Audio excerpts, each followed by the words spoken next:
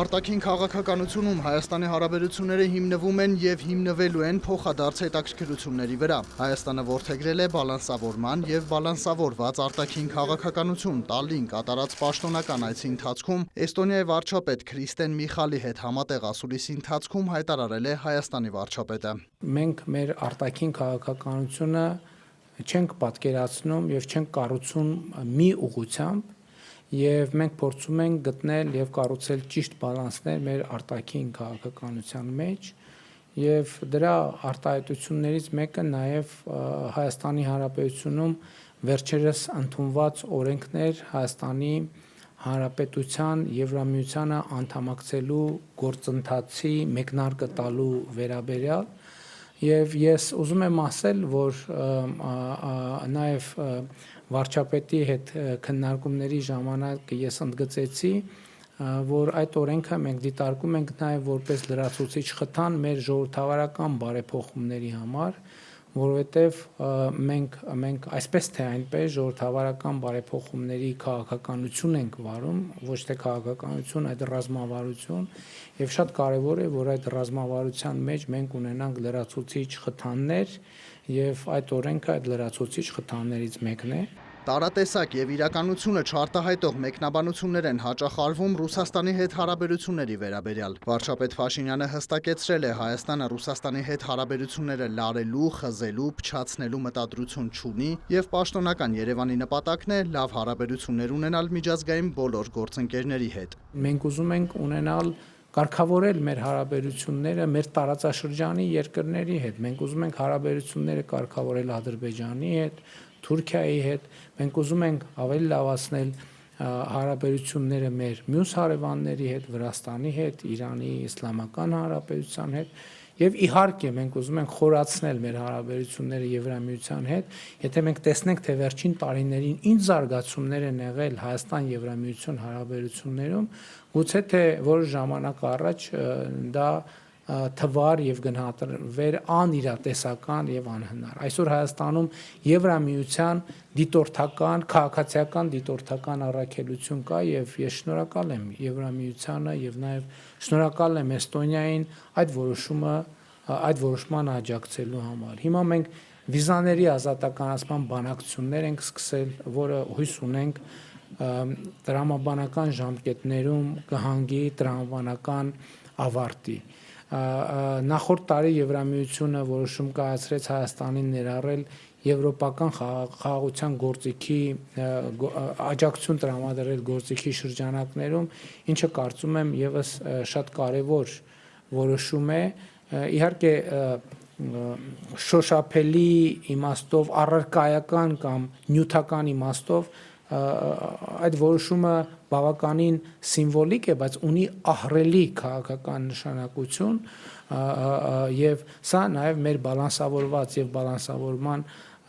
արտաքին քաղաքականության կարեւոր արդյունքներից մեկն է։ Հայաստանը ցանկություն ունի նաև խորացնել Եվրամիության հետ տնտեսական ու առևտրային հարաբերությունները, շարունակել է վարչապետը։ Լուրերի հարցին, թե ինչպես է Էստոնիան դիտարկում Հայաստանի ներկայիս հետագիծը դեպի Եվրամիության հետ ավելի խոր ինտեգրում եւ ինչ կոնկրետ աջակցություն կարող է Էստոնիան առաջարկել Հայաստանին ժողովրդավարական բարեփոխումներն առաջ մղելու եւ Եվրամիության չափանիշներին համապատասխանեցնելու համար, Էստոնիայի վարչապետը պատասխանել է.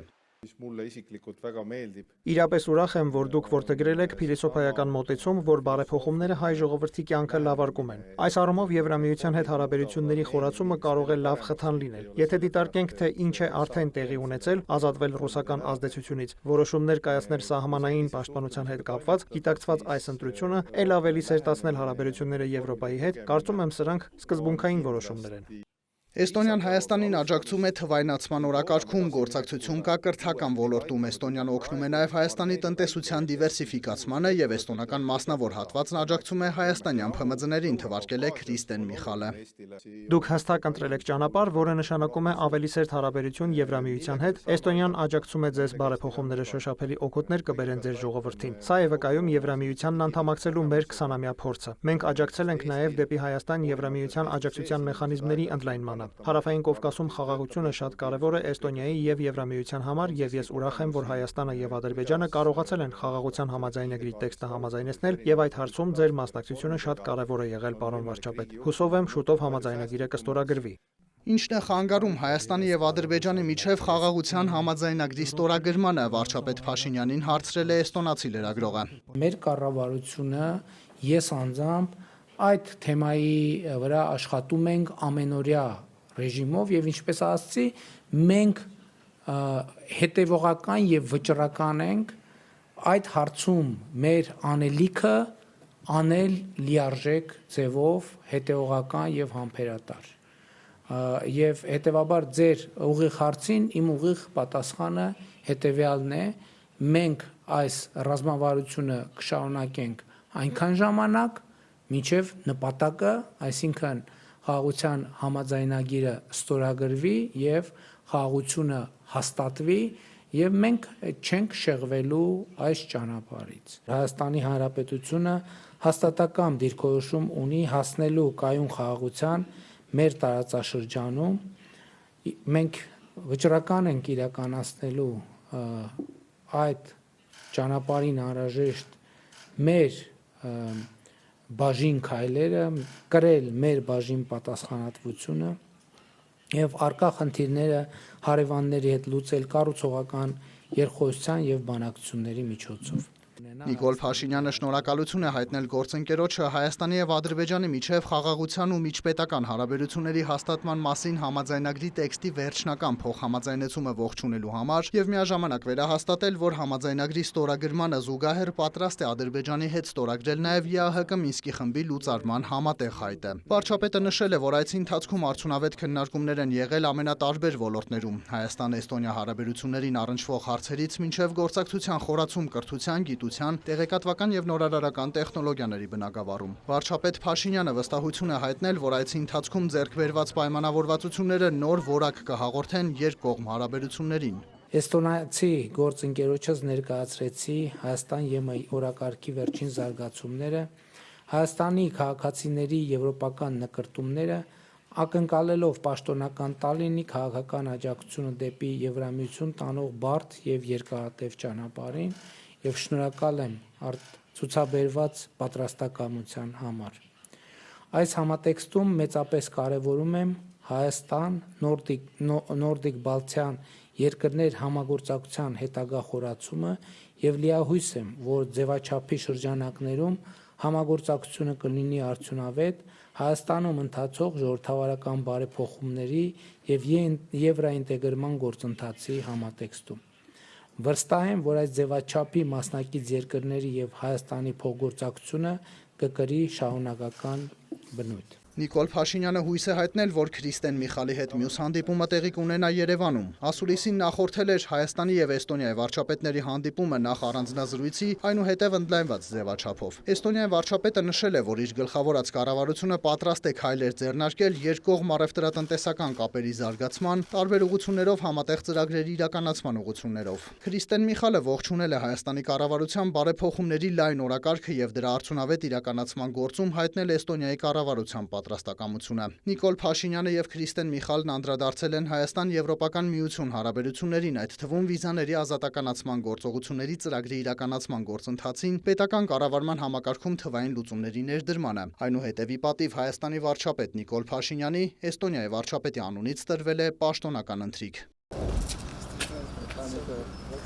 Պաշտոնական այցի շրջանակում Փաշինյանը Էստոնիայի նախագահական նստավայրում նախ գրառում է կատարել պատվավոր հյուրերի գրքում, ապա հանդիպել է երկրի նախագահ Ալար Կարիսի հետ։ Էստոնիայի նախագահը հայ եւ էստոնացի ժողովուրդների բազմադարյա կապերը լավ հիմք է որակել երկկողմ գործակցության ընդլայնման համար։ Վարչապետ Փաշինյանն ընդգծել է, որ վերջին տարիներին բարձր մակարդակի փոխայցերը վկայում են Հայաստան-Էստոնիա օրակարգ ամրապնդելու փոխադարձ հանձնառության մասին։ Հանդիպման ընթացքում քննարկվել են Հայաստանում ժողովրդավարական ինստիտուտների հարաբերությունների զարգացման, պետական կառավարման, տնտեսության եւ արդարադատության ոլորտներում իրականացվող բարեփոխումների ընթացքը։ Վարչապետ Փաշինյանը կարևորել է այս ուղղությամբ Էստոնիայի աջակցությունը եւ փորձի փոխանակումը։ Անդրադարձ է եղել նաեւ Հայաստան-Ադրբեջան խաղաղության գործընթացին։ Նիկոլ Փաշինյանը նշել է, որ Հայաստանը բարձր է գնահատում Էստոնիայի անսասան աջակցությունը Հայաստանի կառավարության տարածաշրջանում երկարատև խաղաղություն եւ կայունություն հաստատելու ջանքերին, ինչպես նաեւ Էստոնիայի հստակ դիրքորոշումը Հայաստանի տարածքային ամբողջականության պաշտպանության հարցում։ Ալար Կարիսը ողջունել է Հայաստանի եւ Ադրբեջանի միջև խաղաղության համաձայնագրի շուրջ ձեռք բերված համաձայնությունը եւ հույս հայտնել, որ այն հնարավորինս շուտ կստորագրվի։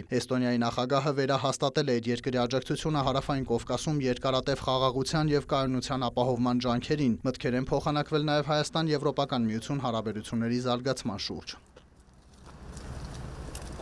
Վարչապետը հանդիպել է նաև Էստոնիայի խորհրդարանի Ռիիգի Կոգուի նախագահ Լաուրի Հուսարի հետ։ Խորհրդարանում եւս վարչապետը գրառում է կատարել պատվավոր հյուրերի գրքում, իսկ հանդիպումն աշխատանքային ճաշի շրջանակում էր։ Էստոնիայի խորհրդարանի նախագահը կարևորել է վարչապետի պաշտոնական այցը, վստահություն հայտնելով, որ երկկողմ փոխգործակցությունը կընդլայնվի եւ կամրապնդվի։ Զրուցակիցները կարևորել են Հայաստան-Էստոնիա միջխորհրդարանական գործակցությունը, այդ թվում միջազգային հարթակներում։ Մտքեր են փոխանակվել Հայաստանի եւ Ադրբեջանի միջև խաղաղության գործընթացի շուրջ, անդրադարձ կատարվել նաև Հայաստան-Եվրամիություն հարաբերությունների հետագա զարգացմանը։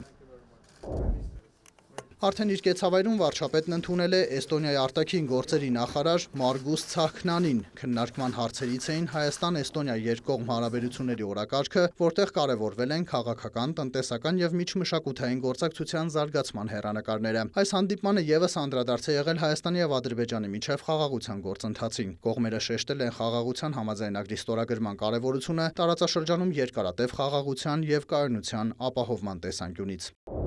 Վարչապետն այցելել է նաև կոմունիզմի զոհերի հիշատակին նվիրված հուշահամալիր, ծաղիկներ խոնարել զոհերի հիշատակին նվիրված հուշապատի մոտ։ Էստոնիայի պատմական հիշողության ինստիտուտի խորհրդի անդամ Մարտին Անդրելլերը վարչապետին է ներկայացրել հուշահամալիրի պատմությունը։